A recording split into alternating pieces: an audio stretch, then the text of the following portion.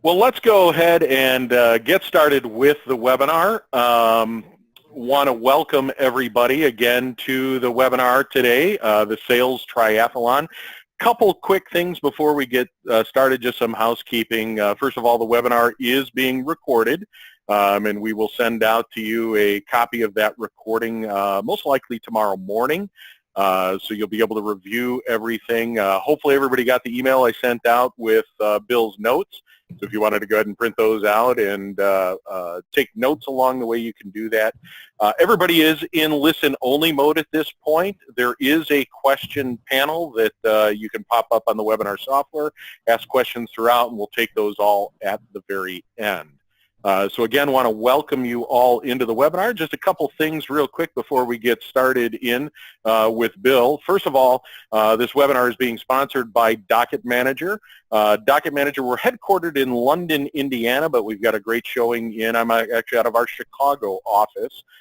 So we're also have presence in the United States as well. DocketManager is a SaaS-based e-commerce and MIS solution. We were built by printers for printers. So we've been in the printing industry or been printers for years. We've since got out of the printing industry and now concentrating specifically on software. So it's a great browser-based solution if you want to take a look at it. We really streamline our business for efficiency for printing companies. So DocketManager wants to thank you for attending the webinar today. I also want to thank Bill Farquharson too. Before we get into Bill though, just want to give you my contact information too. If you have any questions, whether it be on the webinar today, just following up, or questions on the software itself, there's my contact information. Again, follow us if you can on social networks. We do offer a lot of content, a lot of Bill's content we'll share, plus, informative content on industry matters. So we really like to try and be partners with you in teaching about what's going on within the industry. So with that, I'm going to jump into just a quick rundown of Bill Farquharson. I've known Bill for many, many years. We've talked back and forth. I've done some of Bill's classes. I've watched all of his webinars and his monthly sales things. Bill's been around doing sales training for quite a few years. So at this point, Bill, I'm going to pass it over to you. Bill's information is down at the bottom there if you want to reach him or reach out to him for some sales training. Definitely give him a call. It's worth your time. So Bill, I'm going to go ahead and pass it over to you if you want to jump in and take the screen. I have lost the ability to get my... Oh, no. There it is. What's it doing over there? Give me a second here, Joe. I got to move this over. I don't know why it has done this. Oh, by the way, Joe, where are you headquartered again? Chicago. No, headquartered. Oh, London, Ontario. Okay, you said London, Indiana. Did I really say London, Indiana? Wow. And London has moved. So, yeah, it is London, Ontario. All right. Probably because I live in Indiana that kind of came out. Okay, that might be it. Well, listen, let me get this presentation up again. Sorry about this. This is why you practice. We practice. It worked, and now it's disappeared. So I'm going to see if I can move this back over here. And I'll go through that process again of sharing screen. Do you want to continue? Where are you? Yes. Hi. That's how I look. Really, I shaved the beard about a month ago. That is me in my Sunday best. It's literally a picture that was taken at church a couple weeks ago. They were dedicating the church that my parents founded, an Episcopal church in Western Massachusetts. They were dedicating a founder's room. So I was out there. I was out there to accept all of the praise and things on behalf of my now deceased parents. And so I took that picture and thought, well, that's a pretty good picture. I'm using that one. So greetings from Boston, where it is very chilly. My heat was off until about an hour ago. It was 53 degrees in my house. So just until recently, I was sitting here with my Russian hat on and everything. It was cold. It was very cold. I want to thank DocketManager, thank my friend Joe Kern for the opportunity to talk to you all about the Sales Triathlon, time management voicemail, and objections so that you know who you're listening to.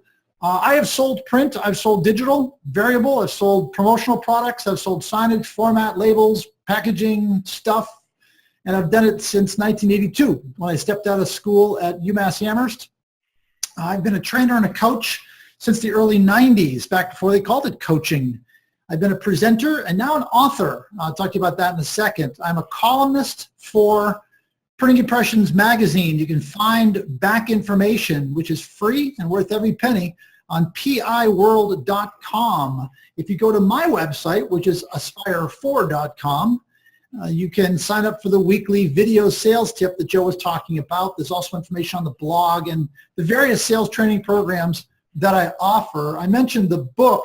This literally just came off the press on Friday, and I spent Friday afternoon and Saturday shipping out samples to industry mucky mucks like trade association people and the press and things like that. You can go to 25 Best Sales Tips Ever or 25bestsalestips.com, and you can get more information. But a very interesting experience. I'm going to be writing a signage version of this book, which is actually in progress. I'm writing another book with a friend of Joe's and mine, the fabulous Kelly Malazzi, and that is called Who's Making Money at Digital Print? And we have an appointment in less than an hour to talk about the progress on that book. So we're probably 25% of the way there, and we're co-writing that. So anyway, if you're looking for information just on general sales tips for the print industry, that is where you want to go.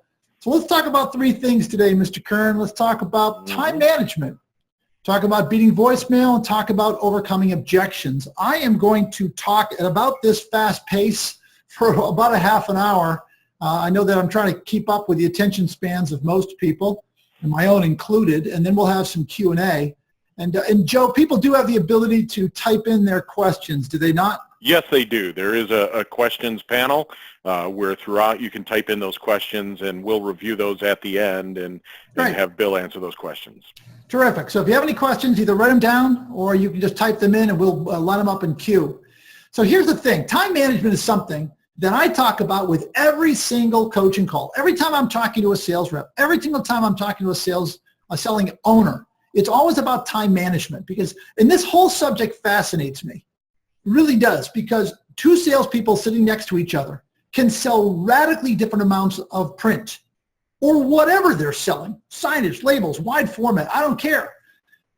One of them has great time management tips and techniques and skills, and that person works half as hard as the other person and sells 10 times as much. Go figure.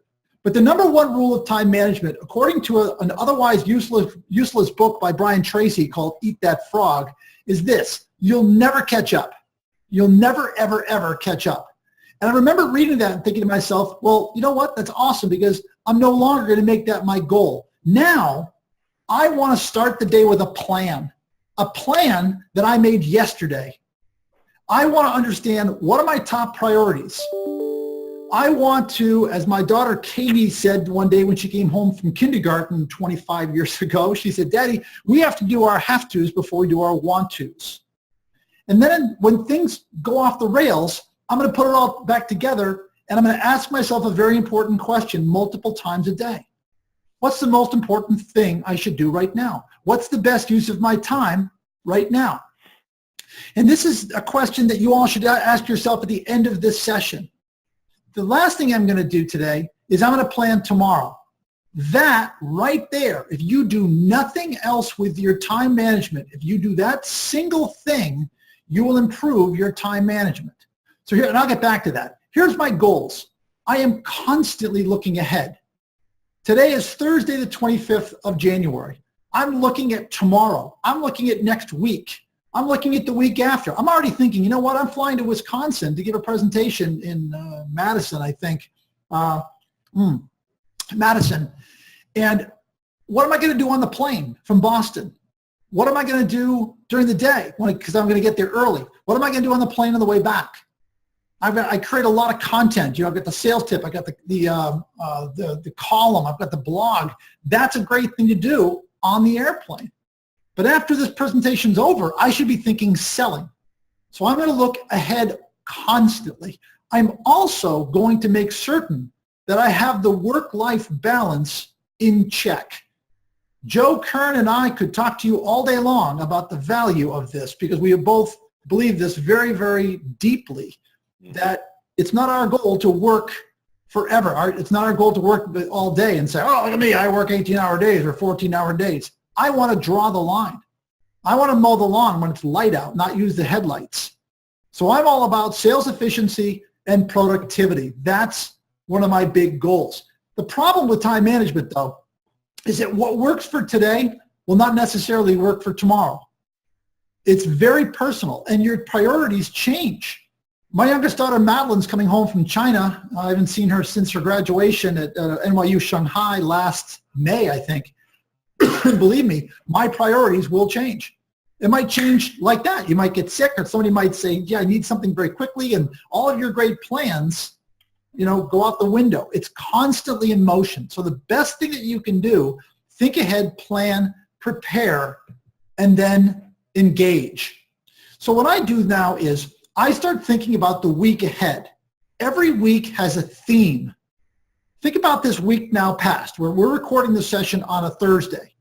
Think about the theme of the week. It might be prospecting. It might be closing. It might be proposal writing. It might be customer service, customer contact, visitation. It might be preparing for your vacation or just got back from vacation or whatever. Every week has a theme. So you should be thinking about next week, this week, so that you can group activities together. For example, let's suppose you have an appointment next Tuesday. That appointment is an hour away for you. What else can you do while you're an hour away from the office? What can you do on the way? Is there a tape that you can listen to? Is there a customer that you could contact? Now, I separate my clients. I don't call everybody from the car. I don't make prospecting calls from the car. I'll call it an existing account and have a conversation. But me personally, there's something about calling someone without that quiet background that sends the wrong message. So I'm looking for holes in my schedule ahead of time to maximize the day.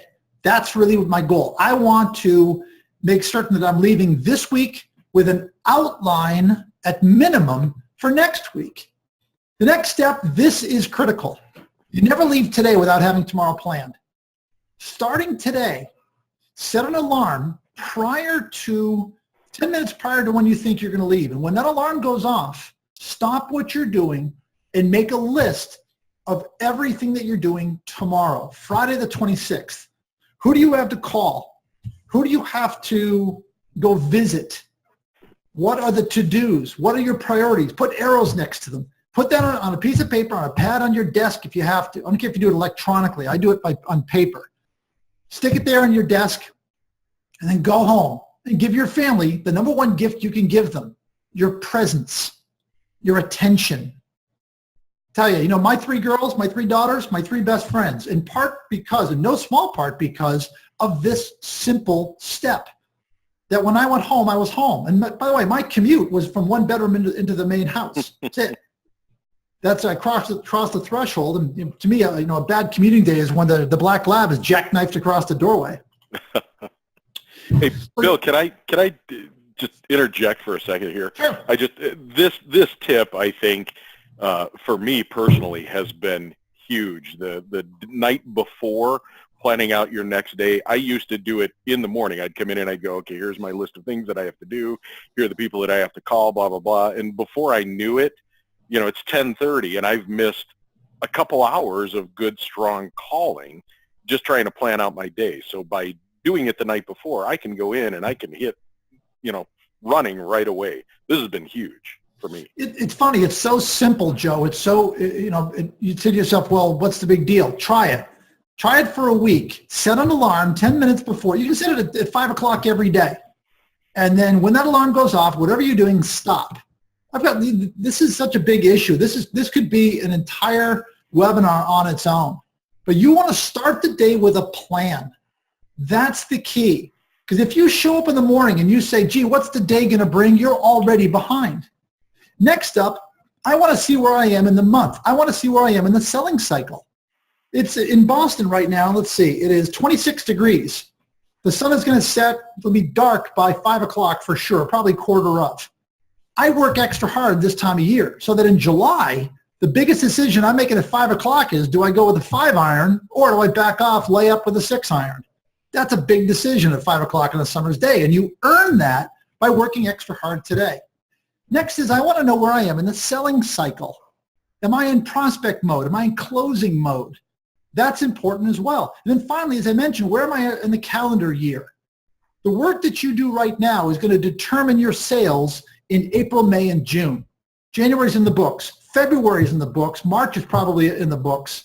You're working on those sales. The 3 most important selling months of the year. This is one of the books, one of the tips in my book. September, October, November. Because people come back from Labor Day and they say, summer's over, let's get back to work. So you want to be considerate of where you are in the calendar year. The last thing I'll tell you about time management that I want you to remember is what I call 3 alarms. 3 alarms. I used to get up in the morning and I'd grab a cup of coffee and I'd come right to my office because I love what I do. And I found it to be 11 o'clock and I'd still be in my pajamas. And that's not okay. But I also thought, well, this is not separating my business life from my personal life. So what I would do is I'd have an alarm that woke me up. I'd have an alarm, and I use one of those Hue Phillips bulbs that comes on slowly like the sun in the morning. They're fantastic. It's a great way to wake up. The second alarm goes off at 7:30 a.m. And the rule is that when I wake up at 5:30 and I get up at 7 and I get to work at 7:30, I can do anything I want, but I can't work. That gives me the time to do personal things, to work out, to eat right, to take a shower, to get dressed, to become human, to play my guitar, to go for a walk, whatever. And then at the end of the day, a third alarm goes off. And this alarm goes off at 5:30. And I promise you, if you call me at 5:29, you're going to get me. And I promise you, if you call me at 5:31, you're not. And I hold to it. Try that for a week. See what kind of a difference it makes in your life. Okay, let's move on to voicemail.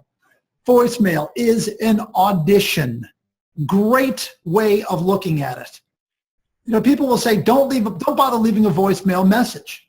But if you think about voicemail as an audition, it's a way to demonstrate your professionalism. It's a way to demonstrate your energy level. Can you hear my energy? Imagine this in a voicemail message. That's what it does. I believe it's a great way of just building the brand a little bit. Wayne Gretzky's father said you will miss 100% of the shots that you never take. So if you do not leave a voicemail message, it's an opportunity missed. So what I want to get into my voicemail message is, look, here I am. This is the Verizon sales call. Can you hear me now? Can you hear me now? Can you hear me now? I'm different. I'm different because I came to this call prepared. I've done some research. And the underlying message by leaving multiple messages is, I'm not going away. Now, one of my pet peeves with buyers, I've got 2 pet peeves with buyers. One of them is that they should still be doing office hours. This was something that people used to do back in the 80s, that if you were the non-incumbent vendor, you could get time with the buyer. You could get about 5 minutes with them, but you had to sign up for it. And I always thought that was a great idea because they don't know what they don't know. And you might have a better solution. So if you give somebody 5 or 10 minutes, that gives them a chance to present their case, and maybe they'll get invited back. The second pet peeve I've got with buyers is that they don't return phone calls. So I posted on LinkedIn and asked at one of Margie Dana's group. Margie used to run a print buyers group, and she's wonderful. She's a Boston folk, and I love her to death. And so I posted this question: why don't you respond to voicemail? And this is the response that I got. Somebody wrote back and said, hey, Bill, I get 50 to 60 voicemail messages a day from non-incumbent vendors. If I gave everybody 5 minutes, I'd spend 5 hours a day just returning calls. So if your calls are not getting returned, there's a reason. Here's a blog that came from a 27-year-old woman. I found this online. And she said, here's the thing. Don't leave me a message. The name of the blog was, Don't Leave Me a Voicemail. So she said, don't leave me a message. You know what? If you call, I'm going to look down. I'm going to see the number. If I want to talk to you, I'll pick up the phone. If I don't, I'll let it go to voicemail. But I'm not going to listen to the voicemail. So don't bother. That was her opinion. Okay? I still think you miss 100% of the shots, But I got to be fair and say, voicemail, she said, slows us down. And the funny thing is, my girls are 22, 24, and 27, and they validate this. I will call, I will get voicemail. I will leave a voicemail. They will call back and say, hi, Dad, saw you called. What do you want? And I'll say, it's on your voicemail. Yeah, I'm not going to listen to that. Ugh, just killing me. But the thing is, they get all upset when they call me and I don't respond. And then they go to the text messaging. They start peppering me. And their favorite ATM is busy right now. If your voicemails are getting ignored, there's a reason for it. Either they're boring, or you're talking too fast, or they're just like everybody else's, or they include the statement, I can save you money. Why is that important? Well, what this buyer said, this one, there we go, this one back here, what this buyer said was, when I go through my messages, I start listening to them one at a time. And if someone says, I'm going to save you money, I delete. The ones that I listen to are the ones where someone says, I'm going to save you time. Time, he said, was what I value the most. Fascinating. Keep that one in mind. Time is what I value the most. So let's go through the voicemail then really quickly. A good voicemail message, break it into thirds. And for those of you like me who are ADD, this is perfect because you break big things into small things and it makes sense. In the first third of the voicemail, you're going to state your name, your company, and your phone number. Phone number at the beginning so that if someone is going to return your call and save your message, don't make them listen to your entire message again just to get your phone number. Leave it at the beginning. Maybe 1 out of 100 is going to call you back because of this, but that's one more than you had. So name, company, phone number, and then connect with them as to why they know you. Bill Farquharson, we met at a trade show. I'm following up on a letter. In the middle third, you're leaving the purpose of your call. This comes from the research that you have done. The single most important skill that I could teach you as a print salesperson is the ability to understand what the company does, what their business needs are, not their print needs, their business needs. You want to do the research on the company, and you want to go figure out how to finish the sentence that starts, the purpose of my call is, and talk about something of value. The best book on sales ever written, How to Win Friends and Influence People, by Dale Carnegie, written in the 1930s. Carnegie said, you can get what you want when you figure out what the other guy wants and help him to get it.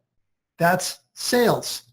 So there's the middle third. Figure out what they want. If you call me and talk to me about my print, I'm going to put you on the bid list. I'm going to put my foot on your head and I'm going to press down until I get the cheaper price. You're a gallon of milk to me. And then, you know what? If I get a better price elsewhere, I'm going there. You haven't done anything for me. You haven't added any value. However, if you call me up and you say, hey, Bill, I heard you got a book to sell. I can help you sell more books. Now you've got my attention because that's what I care about. See the difference? And all you had to do is to go onto the website. In the last third, you're going to state your name, your company, your phone number, and then you're going to predict what happens next. Today is Thursday. I'll call you again before the week is out, or I'll be in the office. Please call me back this afternoon. If I don't hear from you, I'll call you Monday, or maybe I'm coming out your way, and I'm going to stop by and see you. Now, the second, third, fourth phone calls, voicemails, lighten up, Francis. Become more fun, more funny if you're funny. Just don't take it all so seriously. You can even be what I would call Northeast aggressive. You could say something like, hey, this is the third time I've called you. Let me ask you something. How many people call you 3 times? Can you imagine how hard I'm going to work for you when you become a client of mine? Now that is an assertive voicemail message. It's assertive without being aggressive. Do you want to know the difference? Read the book called The Assertiveness Workbook by Randy Patterson, P-A-T-E-R-S-O-N. There's lots of them. It's about $11 download on Kindle, The Assertiveness Workbook. But you want to do it. You want to get that message out there, that Verizon, here I am again, here I am again, here I am again. How many? That's up to you. I'm going to give you both sides. One is the more you want to do business with someone, the more you should call them. The other side is, are they really your customer? If somebody is not returning your voicemail messages, are they really someone that you want to do business with? Because they're showing you what kind of a business person they are. But I will tell you this, when I ask for, when I'm in front of a live audience, I'll ask owners and managers, what percentage of the time does an outside sales rep call on you and never call again? Leave one voicemail message that doesn't get a follow-up, and the answer always comes back 90%. So if you just call someone twice, you have done something that 9 out of 10 of your competitors are not doing. It's a big deal. Oops. Let's talk about objections. When I first put this program together, I looked up the definition of an objection. This is the best I've ever seen. An objection is a request for more information. So now, no longer are we looking and thinking, gee, we already have a vendor, and we're saying, really, oh, okay, can I be your backup? Now you're thinking, well, tell me more. Tell me more. And the price is too high becomes, give me a reason to buy from you that goes beyond price. Tell me more. It's a request for more information. But we hear things differently. We hear the objection as no, and that's final, and that's wrong. You don't want to have that kind of reaction. Don't get defensive, gang. Don't interrupt. Don't solve it prematurely. Seek to understand. Let the person be heard. Don't assume that you're understanding. Like, what if they say we already have a printer? You're assuming, if you just say, well, then can I be your backup? You're assuming that they know everything you do, because they might have printer pictured in their head as something completely different. And you might say, hey, we do wide format, or we can help you to order online, or we do digital print or variable data. And they say, oh, I didn't think that's what you meant. So it might not be accurate. It might not be the truth, and it might not be final. What you do want to do is to listen. You want to anticipate these. The best way that you can overcome an objection is to anticipate it and beat it before it actually happens. You are going to get objections. They're going to be about your price. It's going to be about your product, and you've got to be ready for that. Remember a lesson that my dad gave me years ago. God gave you 2 ears and 1 mouth, meaning do twice the listening that you do talking, and you learn nothing with your mouth open. So you want to also solve those objections with the ABCs in mind. The ABCs are always be closing. When you're overcoming objection, go for the juggler, get that sale if you can. Understand too that, part of what's happening here is that maybe they're ignorant, or maybe they're lazy with some of these objections, they being the buyer, the customer. But the big one in all of this is fear. They're afraid. What are they afraid of? They're afraid of you. They're not going to say this, but internally they might be saying, I don't know you, I don't know your company. I don't like my current vendor, but at least it's the devil I know. And I don't like change. This is work. This is risky. What if something goes wrong? My head is on the chopping block if it gets screwed up. Your response needs to be something like this. What do I need to do to remove the risk of doing business with me? What do I need to do to make you feel better? Would you like to see some case studies? Want to see some testimonials? Do you want to do a plant tour? What's it going to take? It's a very fair question. There's 2 big ones. One is we already have a vendor. The other one is your price is too high. If they already have a vendor, great, let's tackle that. This is your typical response. Can I be your backup? I just want to augment what you're currently doing. Can I quote something? Can I quote something from the past? Here's what I'd rather have you do. The number one reason why we lose an account is not price. It's not service. It's not quality. And it's not because we screwed something up. The number one reason, this goes back 40 years, this fact. The number one reason is the client thinks that we have stopped working for them. We spend all this time getting their business. And once we have their business, we move on to the next piece.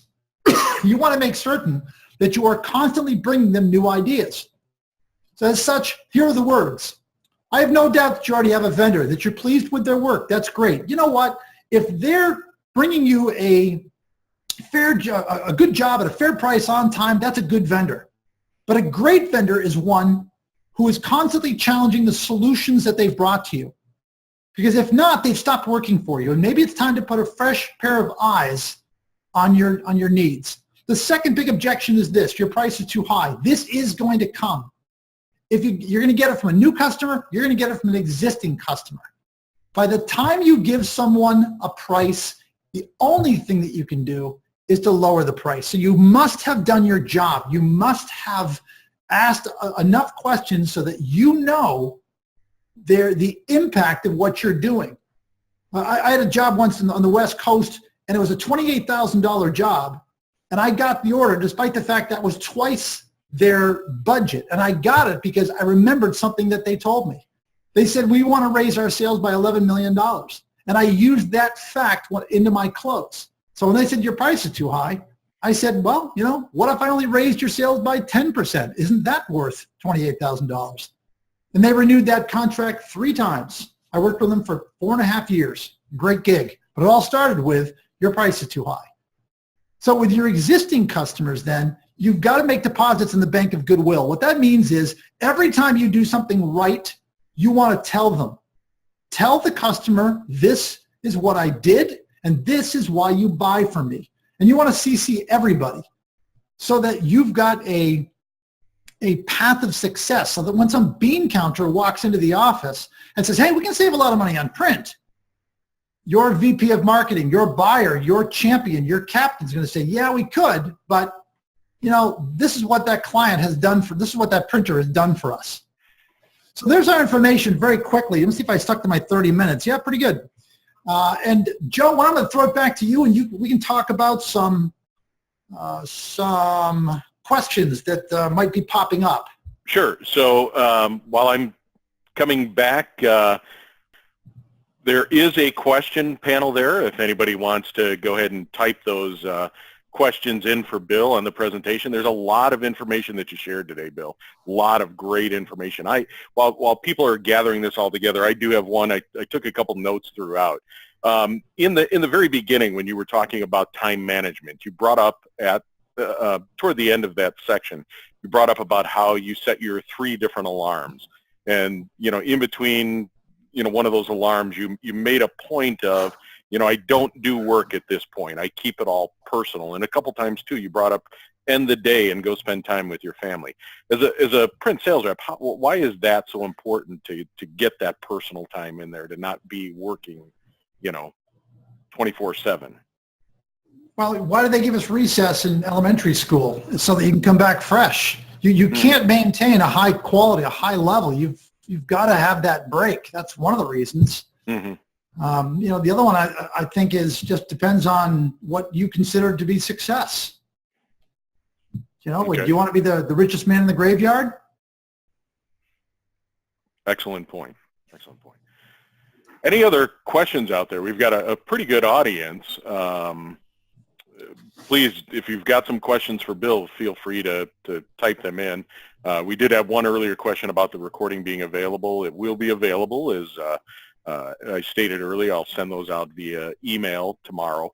What I'll also do, Bill mentioned throughout quite a few books and references.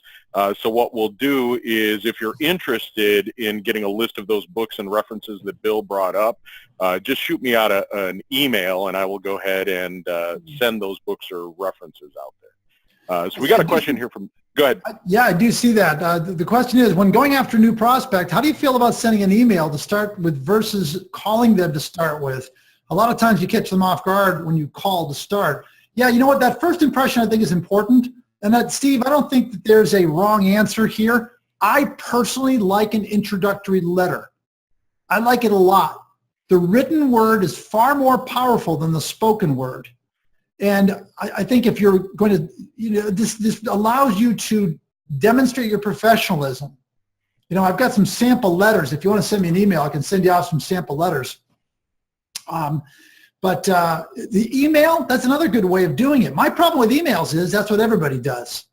Mm-hmm. So I like to, if everyone's going left, I go right. So everyone's sending emails. What's empty? The mailbox. The one outside by the street. That's empty. So if I write, when's the last time you received a personal letter? It really, that I think catches people off guard more than a phone call. By the way, one of my first sales tips in my book, I'll share with you right now. The best time to call someone and get them on the phone, just before the top of the hour. All meetings start on the hour. So just before the top of the hour, you're probably going to get them in their office. It's funny because I've been following up. All these books that I sent out, I've been following up, and I call people just before the top of the hour. It works. It's awesome. That's interesting. Joe, let's see. Can you send the overheads along with the recording? Absolutely. Yep. How do you? I don't know if you saw the how do I deal with I'll call you back if I'm interested and you don't hear back. When do you call back? Oh, did I skip over that one? How do I? There, I did. Right. Yep. When do you call back? Like how much time? You know what? I think what I would do is I might send somebody an email with a link to something in their industry. Like this past weekend, there was a great article in the Wall Street Journal about ad agencies. And let's suppose you're calling out an agency. That would be a good link to send. And it's kind of a very subtle reminder. Here I am. Here I am. So if someone says, well, I'll call you back. The bigger problem, anonymous viewer, the bigger problem is you didn't say anything of value. So if you're calling up saying, hey, I want to talk to you about your print needs, and they say, well, I'll call you back if I'm interested, then the best that you're going to be able to do in that situation is to get on the bid list. And that's not what you want. So you probably want to change what you're saying and then call them back. And you might call back and say, hey, we solved a problem for somebody just like you. I want to talk to you about that. So the first thing that you have to have is something better to say, and then get back with them 2 weeks, 4 weeks, depends on when you have something to talk to them about. Bill, I talked before the webinar about, how often do you contact somebody? And you've often told me, err on the side of being aggressive and assertive. Yep. I agree. I'd rather make one too many phone calls than one too few.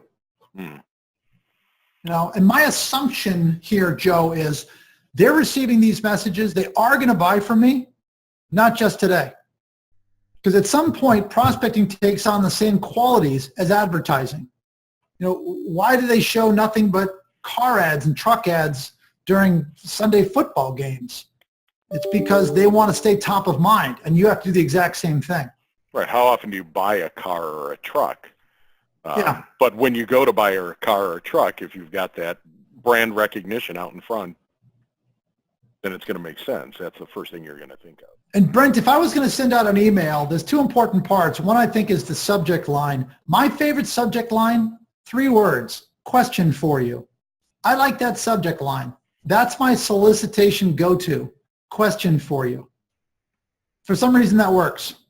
The second thing I want to put in an email, I like to have a link. You could make a little YouTube video and send someone the URL. You could personalize it, or you could have a success story, case study, but I want to give them something so that they can say it helps them to build the brand. Hey, here's a quick 3-minute video on what I do. Boom, do that. But I think that emails, like letters, should be readable and scannable because people don't have time. They're going to eat your email. Just look at it and, take it in really quickly. Brent also asked, when's the best time to contact clients? The best time to contact a client. Well, I want to make certain that my big clients they have the most attention. Because again, number one reason why we lose an account is they think that we're not working for them. So I'm constantly throwing new ideas at them. I want to make certain I'm staying relevant. So I want to look ahead. I want to call the decision makers and say, hey, what are your big challenges in 2018? And see if I can just stay top of mind. I'm also going to send them articles. I was in line up here in New England with liquor stores are called package stores.